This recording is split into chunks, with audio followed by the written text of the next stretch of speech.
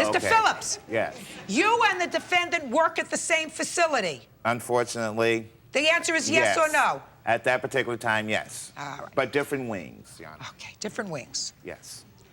And you had an argument with her. No, I did not, Your Honor. So then why are you here, sir? I am here because the fact that on my break, I had to go through her unit to get to the foyer, or let's say get to the patio for a cigarette. And earlier that day, I had been hearing the noise of a cat, and I thought the zoo had came in for the older people. And when I went to her wing, I noticed there was a cockatiel there.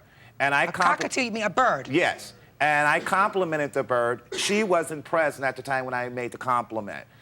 What did you say about the bird? How pretty the bird is, how old the bird is, how big he is. Who had the bird? There was another employee who had the bird on their shoulder. Now, this is a large white bird? Yes, yes. And upon my giving compliments, this lady came out of nowhere, the defendant came out of nowhere, cursing and swearing, and telling me it wasn't a cockatiel, it's a cockatoo, and I should pronounce my words correctly, and she was ballistic. She went ballistic, Your Honor. And just a second. Let me understand this. You said, what a nice cockatiel. Yes.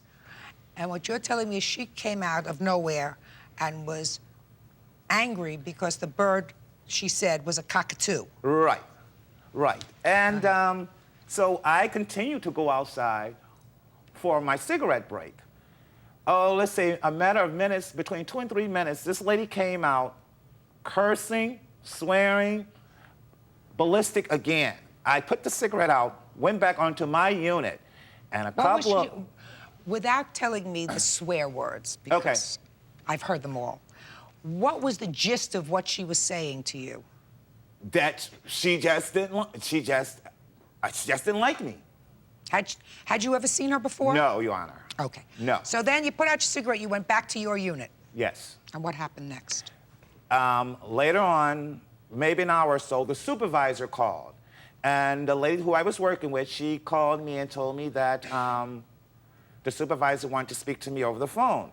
When I got to the nurse's station, I got the phone call. The nurse was telling me that this lady had called her and told her that I had cursed her out, that I had threatened her, that I had made her life miserable, her time there miserable, and not to go in that area again if I can avoid it. Go around for your next cigarette. So I said, fine, no problem. But I don't know who you're talking about, because she tried to describe the lady to me. I did not know her, so it was hard to describe her to me. But when I realized it was over the bird, I knew who the person was involved.